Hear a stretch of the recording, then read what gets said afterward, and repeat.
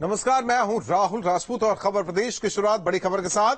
प्रयागराज से बड़ी खबर, यूपी पीएससी प्री परीक्षा का रिजल्ट जारी। 5,964 अभ्यर्थी सफल हुए। तो यूपी पीएससी प्री परीक्षा का रिजल्ट जारी। 5,964 अभ्यर्थी सफल। 384 पदों पर की जाएगी भर्ती। 3,29,310 अभ्यर्थियों ने परीक्षा दी थी। 12 जून को आयोजित हुई थी परीक्षा। तो बड़ी खबर, 384 पदों पर की जाएगी भर्ती।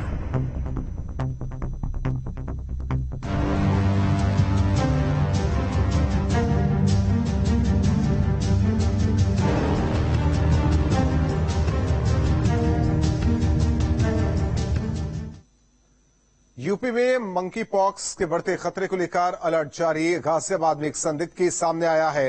इटावा के वहीं सभी ब्लॉक में आइसोलेशन वार्ड बनाए गए हैं। इटावा जिला अस्पताल के कोविड L2 हॉस्पिटल में स्पेशल वार्ड बने, जबकि जालौन में 50 बेड रिजर्व किए गए हैं। कानपुर के मेडिकल कॉलेज में मंकी पॉक्स को लेकर बैठक हुई है। तो उत्तर प्रदेश में अलर्ट, जिले दर जिले बेड को रिजर्व किया गया है। इटावा जिला अस्पताल के कोविड L2 हॉस्पिटल में स्पेशल वार्ड बना। जालौन में 50 बेड रिजर्व किए गए।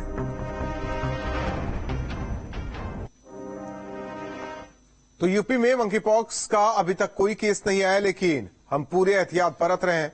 सभी कोविड-19 हॉस्पिटल में अलग से 10-10 बेड के आइसोलेट वार्ड बनाए गए हैं। लोगों को जागरूक करने के लिए प्रचार प्रसार किया जा रहा है। मामले पर डीजी हेल्थ से खास बातचीत की संवाददाता ने, उन्होंने क्या कुछ कहा, सुनिए।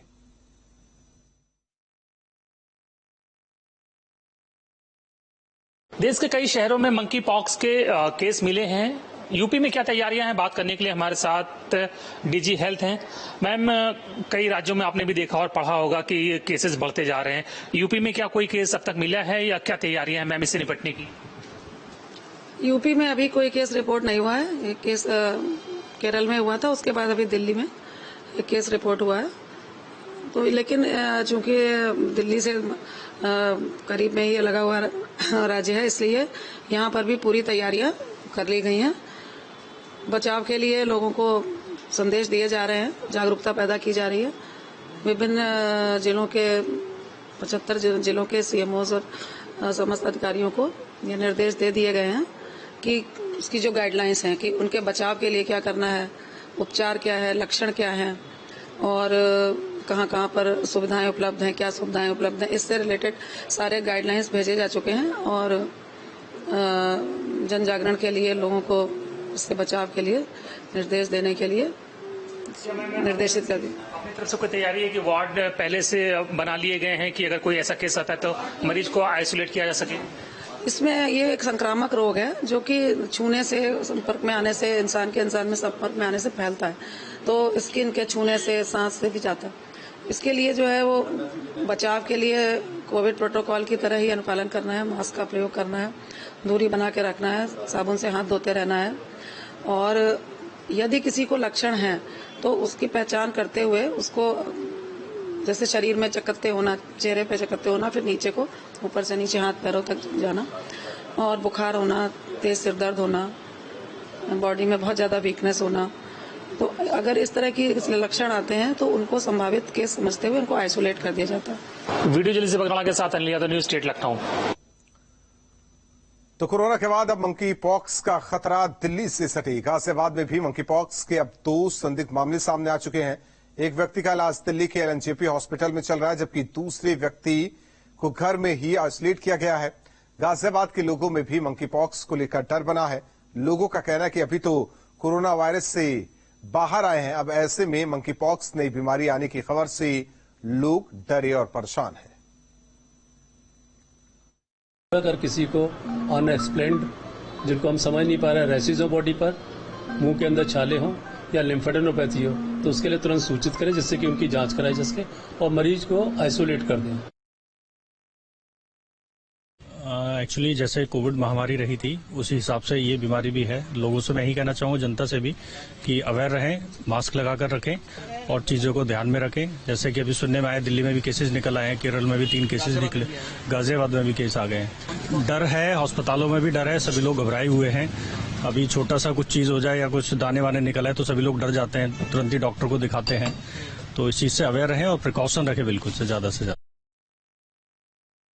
गाजियाबाद में मंकी पॉक्स का एक और संदिग्ध मामला सामने आया है। दरअसल गाजियाबाद के जिला एमएमजी हॉस्पिटल की ओपीडी में गाजियाबाद के साहिबाबाद थाना क्षेत्र के अर्थला का रहने वाला युवक जब ओपीडी में पहुंचा तो डॉक्टर्स ने उसको चेक किया और चेक करने के बाद उसके जो लक्षण थे वो मंकी पॉक्स के लगे और उसके बाद डॉक्टर्स ने उसका सैंपल जांच के लिए पुणे भेज दिया है। हालांकि अभी मंकी पॉक्स की पुष्टि नहीं हुई है, लेकिन जिस तरह के लक्षण युवक में दिखाई दे रहे थे उसको देखकर ऐसा ही लग रहा था कि युवक में मंकी पॉक्स है। हालांकि पुणे से जब रिपोर्ट आएगी तभी ये कंफर्म होगा कि युवक मंकी पॉक्स पॉजिटिव है या नहीं, लेकिन उससे पहले ही जिला प्रशासन की तरफ से और गाजियाबाद स्वास्थ्य विभाग की तरफ से अलर्टनेस घोषित कर दी है और सभी को ये कहा है अगर बुखार होता है, सरदर्द होता है या अन्य तरह की बीमारी या परेशानी महसूस होती है तो सीधा डॉक्टर से संपर्क करें, क्योंकि शरीर पर छोटे छोटे दाने ये मंकी पॉक्स की ही निशानी होती है और उसके तहत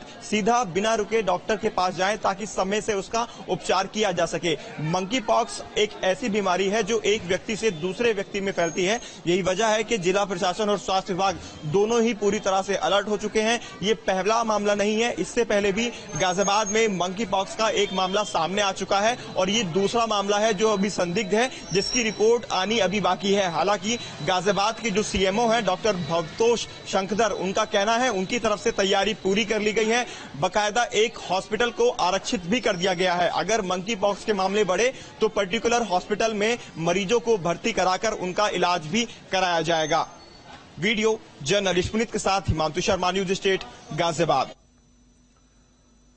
देश और दिल्ली एनसीआर में मंकी पॉक्स के केस आने के बाद नोएडा स्वास्थ्य विभाग अलर्ट पर है। नोएडा में सेक्टर 39 में बने कंट्रोल रूम की नंबर 9675322717 और 9899975203 पर कॉल कर सकते हैं। कंट्रोल रूम में 2 डॉक्टर्स को तैनात किया गया है। जिले में 10 बेड का वार्ड तैयार किया गया है। मरीजों पर बारीकी से नजर रखी जा रही है। देखिए, अभी ट्रैवल हिस्ट्री का ये है कि हमारे पास, जैसे आप जानते हैं, गौतम बुद्ध नगर में ना कोई अंतर्राज्यीय बस अड्डा है, ना ही कोई रेलवे स्टेशन है। तो इंटरनेशनल ट्रैवलर्स के लिए तो जैसे पहले कोर्ट में लिस्ट आती थी, जब ऐसी लिस्ट आएगी तो उसे हम फॉलो अप करेंगे, पर अभी इस तरह कोई इंस्ट्रक्शन नहीं है। एक अच्छी बात यह है कि देखिए, ये जो है फैलने वाला इन्फेक्शन जरूर है, पर शायद प्राण घातक नहीं है अभी। और दूसरा, हमारे क्षेत्र में भी कहीं कोई कंफर्म केस निकला भी नहीं है, पूरे मेट मंडल में नहीं निकला है, ठीक है ना। लेकिन हम लोग अलर्ट मोड पे हैं। कोरोना के बाद अब मंकी पॉक्स की आहट देश में सुनाई दे रही है, जिसके बाद स्वास्थ्य महकमा पूरी तरीके से अलर्ट पर है। दिल्ली एनसीआर की बात की जाए तो नोएडा और दिल्ली में काफी लोगों का रोजाना आना जाना होता है और विदेश से आने वाले लोगों की भी तादाद काफी होती है। लिहाजा स्वास्थ्य महकमा अलर्ट पर है और जिस अस्पताल की हम तस्वीर सेक्टर 39 की आपको दिखा रहे हैं, इसी अस्पताल के अंदर एक 10 बेड का वार्ड तैयार किया गया है। अगर मंकी पॉक्स से संबंधित कोई भी मरीज आता है तो उसका इलाज इसी अस्पताल में किया जाएगा। दूसरी तरफ कंट्रोल रूम स्थापित किया गया है। 2 डॉक्टरों की ड्यूटी लगाई गई है। उनके नंबर स्वास्थ्य महकमे की तरफ से जारी किए गए हैं कि मंकी पॉक्स जैसे लक्षण अगर किसी भी मरीज के अंदर आते हैं तो उनकी जांच तत्काल की जाए और जो भी जांच नमूने हैं वो लखनऊ भेजे जाएंगे। लखनऊ से रिपोर्ट आने के बाद इस बात की पुष्टि होगी कि मंकी पॉक्स के जो सिम्टम्स हैं वो हैं या नहीं हैं। जिस तरीके के अभी तक शुरुआती सिम्टम्स की बात की जाती है, उस तरीके के लक्षण आने के बाद इसी अस्पताल में भर्ती करने की स्वास्थ्य महकमे द्वारा बात कही जा रही है। वहीं विदेश से आने वाले लोगों की निगरानी को लेकर हालांकि अभी प्रदेश सरकार की तरफ से कोई आदेश जारी नहीं किए गए, लेकिन स्वास्थ्य महकमे का कहना है कि अगर किसी को जरा भी सिम्टम्स आते हैं तो उनकी तुरंत जांच कराने के लिए स्वास्थ्य महकमा तत्परता से तैयार है। वीडियो जर्नलिस्ट सुधीर कुमार के साथ Amit Chaudhary, news state, Noida. Greater Noida में फ्लैट मालिक अपने ही फ्लैट के बाहर रहने को मजबूर है। महिला किराएदार ने मालिक को अपने घर में घुसने तक नहीं दिया। सदमे में आकर मकान मालकिन बीमार पड़ गई। वीडियो मैसेज में मजबूर दंपति लोगों से मदद की गुहार लगा रहा है।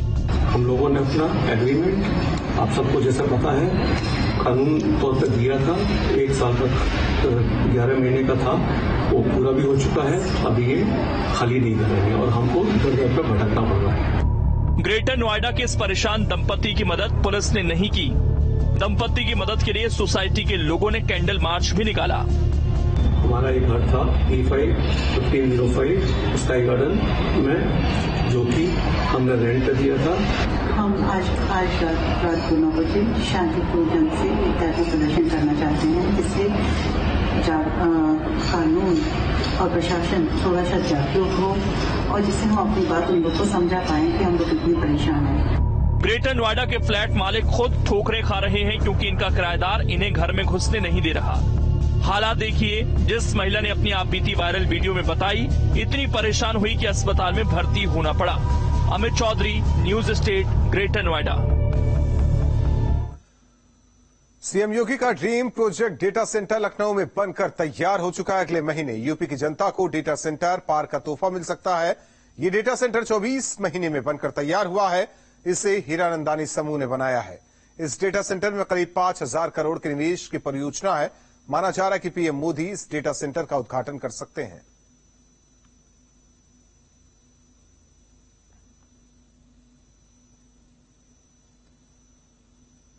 बढ़ते आगे, यूपी में कांवड़ यात्रा के दौरान जिस तरह से सरकार ने शांतिपूर्ण ढंग से सब कुछ निपटा दिया, वो शायद ओवैसी को पसंद नहीं आया है। ओवैसी ने ट्वीट कर सरकार पर भेदभाव का आरोप लगाया है। सावन के महीने में होने वाली कांवड़ यात्रा के दौरान कांवड़ियों के ऊपर फूल बरसाने का चलन बीते कई सालों से चलता आ रहा है। यूपी के कई शहरों में इस साल भी ऐसा देखा गया। सीएम योगी ने खुद पाकपत में कांवड़ियों से फूल बरसाए। योगी सरकार के इस फैसले से कांवड़िए तो खुश हैं। AIMIM प्रमुख असदुद्दीन ओवैसी को इससे पेट में दर्द शुरू हो गया है और ओवैसी का ये दर्द ट्विटर पर छलक भी गया। दर्द भी ऐसा कि ओवैसी ने एक के बाद एक 3 ट्वीट कर योगी सरकार पर सवाल खड़े किए। ओवैसी ने अपने पहले ट्वीट में लिखा, अगर इन पर फूल बरसा रहे हैं तो कम से कम हमारे घर तो मत तोड़िए। ओवैसी यहीं नहीं रुके, उन्होंने कुछ देर में दूसरा ट्वीट किया। इसमें उनका दर्द कांवड़ियों पर पुष्प वर्षा के साथ ही योगी सरकार की बुलडोजर की कार्रवाई पर भी सवाल उठाए। अपने दूसरे ट्वीट में ओवैसी ने लिखा, कांवड़ियों के जज्बात इतने मुतजलजल हैं कि वो किसी मुसलमान पुलिस एहलकार का नाम भी बर्दाश्त नहीं कर सकते। ये भेदभाव क्यों? एक से नफरत और दूसरे से मोहब्बत क्यों? एक मजहब के लिए ट्रैफिक डाइवर्ट और दूसरे के बुलडोजर क्यों? दरअसल कांवड़ यात्रा के दौरान जिस तरह से कांवड़ियों का जगह जगह स्वागत हो रहा था, वो ओवैसी को शायद बर्दाश्त नहीं हो रहा था। पश्चिमी यूपी के मुस्लिम भी कांवड़ियों के स्वागत में फूल बरसा रहे थे। इन तस्वीरों को देखकर ओवैसी को अपने वोट बैंक में सेंध लगती दिख रही थी, इसलिए उन्होंने एक और ट्वीट कर अपने दर्द को कम करने की कोशिश की। इस ट्वीट में उन्होंने दिल्ली पुलिस को भी टैग किया था। इस बार उन्होंने लिखा, पुलिस ने पंखुड़ियां बौछार कांवड़ियों का झंडों से इस्तकबाल किया, उनके पैरों पर लोशन लगाया और उनके साथ इंतहाई शफकत से पेश आए। लोहारों को हटाने की बात की ताकि कांवड़िया नाराज न हो जाएं। उत्तर प्रदेश हुकूमत ने यात्रा के रास्तों पर गोश्त पर पाबंदी लगा दी। सब तो बकवास है। अगर सबका साथ है, सबका विकास है, तो भैया हमारे भी पैर की मालिश करिए ना आकर। आप हमारे पैर की मालिश करने की जगह हमको ले जाकर पुलिस स्टेशन में लटों से पैर पर मारते हैं। हम पर फूल नहीं बरसाते, हमारे घर पर बुलडोजर चढ़ा देते आप। ये कौन सा इंसाफ है आपका? ओवैसी के ट्वीट के बाद बीजेपी ने भी पलटवार किया। डिप्टी सीएम केशव मौर्य ने न्यूज स्टेट से खास बातचीत की। सरकार सबके लिए एक जैसा काम करती है, किसी से भेदभाव नहीं करती। नहीं, हम कांवड़ियों के स्वागत में निश्चित तौर से सरकार के माध्यम से भी, संगठन के माध्यम से भी, समाज के जो सरकार और हमारी संगठन पार्टी का हिस्सा नहीं है, वह लोग भी आगे बढ़कर के उनकी सेवा कर रहे हैं। उसमें हिंदू भी हैं, उसमें मुसलमान भी हैं, लेकिन ये जहर उगलने वाले जो होते हैं वो जहर ही उगलेंगे, उनको जहर उगलने से नहीं रोका जाए। इस तरह के बयान दे करके वह केवल हिंदू मुसलमान के बीच में दीवार खड़ा करने की कोशिश करते हैं। उन्हें गरीब मुसलमानों की चिंता नहीं है। दरअसल जिस तरह से बिना किसी बवाल और हंगामे के कांवड़ यात्रा शांतिपूर्ण ढंग से निपट गई, उससे ओवैसी की परेशानी बढ़ी हुई है। Team news state. सहारनपुर में कुछ दिन पहले कांवड़ियों की सेवा करने वाले मुस्लिम युवक काजी फरहान पर जानलेवा हमला हुआ है। कुछ अज्ञात हमलावरों ने फरहान पर हमला किया है। फरहान इमरान मसूद के प्रतिनिधि भी हैं। कुछ दिन पहले ही फरहान कांवड़ियों को पानी बांट रहे थे। जिसके बाद फरहान को सोशल मीडिया पर देख लेने की धमकी दी गई थी।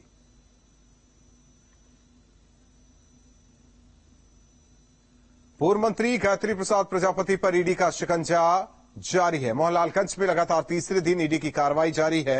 इंद्रजीत खेड़ा गांव में ईडी ने बड़ी कार्रवाई करते हुए गायत्री प्रजापति की करोड़ों की जमीन को सील कर दिया है। बताया जा रहा है कि गायत्री प्रजापति ने 10 बीघे जमीन अपने नौकर राम सहाय और दूसरी और जमीन कई और परिचितों के नाम पर ले रखी थी। इससे पहले ईडी ने 10 बीघा जबकि मंगलवार को 8 बीघा जमीन को जब्त किया। इस जमीन हालांकि प्लॉटिंग की जा रही थी। ईडी ने बोर्ड लगाकर पूरी जमीन को अपने कब्जे में लिया है। बहुचर्चित अवधेश राय हत्याकांड में बुधवार को गाजीपुर के एमपी एमएलए कोर्ट में अजय राय की पेशी हुई। अवधेश राय अजय राय के भाई थे, जिनकी वाराणसी में हत्या कर दी गई थी। इस मामले में मुख्तार अंसारी और उनके कुछ साथियों के साथ मुख्य आरोपी बनाया गया था। गाजीपुर में इस मामले की सुनवाई के दौरान गवाहों के बयान पहले ही दर्ज किए जा चुके हैं। बुधवार को दोनों पक्षों के वकीलों हालांकि कोर्ट में अपना पक्ष रखा है। ये मुख्तार अंसारी पर गैंगस्टर एक्ट का मुकदमा दर्ज है। उसमें आज जीरा थी, जीरा में हम लोग आ जाए थे। गवाही तो पहले हो चुकी है। अब वो न्यायालय तय करेगा कि क्या हो सकता है उसपे, और निश्चित तौर से हम लोग तो यही चाहेंगे कि कठोर से कठोर कार्रवाई हो और कठोर से कठोर दंड मिले। बड़ी खबर कानपुर से। ड्रग माफिया बलराम राजपूत मामले में बड़ी कार्रवाई। पुलिस कमिश्नर के पीआरओ अजय मिश्रा के खिलाफ कार्रवाई। तो कानपुर से बड़ी खबर। ड्रग माफिया बलराम राजपूत मामले में बड़ी कार्रवाई की गई है। पुलिस कमिश्नर के पीआरओ अजय मिश्रा के खिलाफ कार्रवाई। पीआरओ अजय मिश्रा को उनके पद से तत्काल प्रभाव से हटाया गया। पुलिस लाइन भेजे गए दारोगा अजय मिश्रा के अपराधियों से संबंधों की जांच होगी। ज्वाइंट सीपी आनंद प्रकाश तिवारी करेंगे मामले की जांच। ड्रग माफिया बलराम राजपूत से खरीदी थी बुलेट। तो पुलिस लाइन भेजे गए दारोगा अजय मिश्रा। बड़ी खबर, अजय मिश्रा के अपराधियों से संबंधों की जांच होगी। कानपुर में 3 जून को नई सड़क हिंसा मामले में आरोपी अकील खिचड़ी ने पुलिस को चकमा देकर कोर्ट में सरेंडर कर दिया है, लेकिन 24 घंटे तक कमिश्नरेट पुलिस को भनक तक नहीं लगी। कोर्ट ने उसे न्यायिक हिरासत में भेज दिया है। हिंसा के आरोपी अकील खिचड़ी की गिरफ्तारी के लिए SIT crime branch, Bikanganj police, Colonelganj police समेत अन्य एजेंसियां जुटी थी। अकील के खिलाफ गैर जमानती वारंट भी जारी किया गया था। पुलिस सूत्रों के मुताबिक अकील ने दाढ़ी बढ़ा रखी थी, काला चश्मा और चेहरे पर नकाब पहना हुआ था। उसे पहचान पाना बहुत मुश्किल था। फिलहाल पुलिस अब अकील की कस्टडी रिमांड की तैयारी में है। 3 जून को कानपुर में हुई हिंसा के मामले में मुख्य आरोपी अकील खिचड़ी ने कानपुर की जिला कोर्ट में सरेंडर कर दिया है और पुलिस हाथ मलते रह गई। दरअसल पुलिस के लिए एक बहुत बड़ी असफलता है, क्योंकि अकील खिचड़ी को लेकर तमाम जगह पर दबिश दी जा रही थी, लेकिन अकील खिचड़ी ने पुलिस को चकमा देकर कानपुर की मेट्रोपॉलिटन मजिस्ट्रेट 5 नंबर की कोर्ट में कल देर शाम सरेंडर कर दिया है और पुलिस को कानो कान खबर नहीं मिली। दरअसल पुलिस के लिए ये इसलिए भी एक बड़ी असफलता है, क्योंकि अकील खिचड़ी को लेकर जब जांच की गई तो ये बात सामने आया था कि जिस दिन 3 जून को हिंसा फैली उस वक्त एक शख्स पाकिस्तान, ईरान और ओमान में अलग अलग नंबरों से व्हाट्सएप चैट के माध्यम से संपर्क में था और यहां हो रही हिंसा को लेकर पल पल जानकारी दे रहा है। जब जांच आगे बढ़ी तो मामला सामने आया कि ये जो शख्स था वो अकील खिचड़ी था।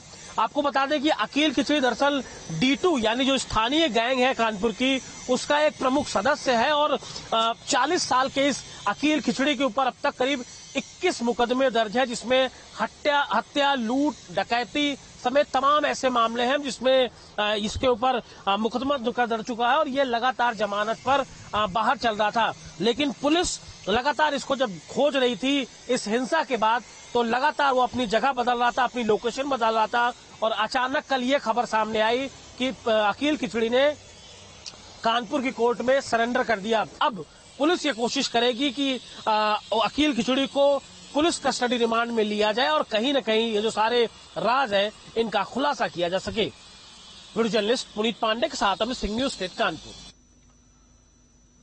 प्रतापगढ़ जिले में न्यायालय के आदेश के बाद शहर में अवैध रूप से किए गए कब्जे को हटाने के लिए पुलिस बुलडोजर लेकर पहुंची। ये मामला पलटन बाजार की सब्जी मंडी का है, जहां सालों से करोड़ों रुपए की जमीन पर कब्जेदार बैठे हुए थे। बुलडोजर आने पर कब्जेदार धरने पर बैठ गए। दुकानों के बाहर सड़क पर कब्जेदारों ने लेटकर प्रदर्शन शुरू कर दिया। बाद में प्रदर्शनकारियों की पुलिस से झड़प भी हुई। प्रदर्शन को देखते हुए पीएसी समेत भारी पुलिस बल को मौके पर तैनात किया गया। महोबा में न्यूज स्टेट की खबर का असर हुआ। पेंशन धारकों को मृत दिखाने वाले सचिव पर गाज गिरी। तो बड़ी खबर, महोबा में न्यूज स्टेट की खबर का असर हुआ। इस पूरी खबर को न्यूज स्टेट ने प्रमुखता से दिखाया। इसके बाद पेंशन धारकों को मृत दिखाने वाले सचिव पर गाज गिरी है। सचिव विक्रमादित्य को निलंबित किया गया है। जांच में दोषी पाए जाने पर एक्शन हुआ है। 6 बुजुर्गों को कागजों में मृत दिखाया गया था। पीड़ित की शासन से मिलने वाली पेंशन बंद हो गई थी। गले में तख्ती लेकर डालकर ये सभी साहब अभी मैं जिंदा हूं ये कहते नजर आए। हालांकि इस पूरी खबर को न्यूज स्टेट ने प्रमुखता से दिखाया और अब कार्रवाई हुई। बागपत में आवारा सांड का आतंक, सराफा व्यापारी को सांड ने पटका। बड़ी खबर आपको बता रहे, बागपत से आवारा सांड का आतंक देखने को मिला, जहां सराफा व्यापारी सांड का निशाना बना। ये तस्वीरें देखिए किस तरीके से आराम से सड़क पर सराफा व्यापारी और किस तरीके से सांड ने हमला बोला। सीसीटीवी में कैद ये पूरी तस्वीर शहर कोतवाली क्षेत्र की घटना। तो ये तस्वीरें दिखा रहे, देखिए आराम से सराफा व्यापारी और इसके बाद किस तरीके से सांड ने हमला बोला। बागपत की ये तस्वीर। मिर्जापुर में 2 लड़कियों की मौत, सांप के काटने के बाद लड़कियों ने दम तोड़ा। जमहरा गांव का मामला। तो बड़ी खबर इस वक्त की, मिर्जापुर से 2 लड़कियों की मौत, सांप काटने से लड़कियों की मौत हुई है। जमहरा गांव का यह मामला बताया जा रहा है। बड़ी खबर आपको बता रहे हैं, मिर्जापुर में 2 लड़कियों की मौत, सांप के काटने से लड़कियों की मौत हुई। जमहरा गांव का यह मामला बताया जा रहा है। तो सांप के काटने के बाद लड़कियों ने दम तोड़ा। परिवार में कोहराम मचा। सांप के काटने के बाद लड़कियों ने दम तोड़ा। हालांकि मानसून सीजन, बारिश का सीजन, और ऐसे में सांप बाहर निकलते हैं ज्यादातर। हालांकि जिस तरीके से ये खबर आई, मिर्जापुर से 2 लड़कियों की मौत हुई है सांप के काटने से। रुकते हैं कुछ पलों के लिए, खबरें जारी।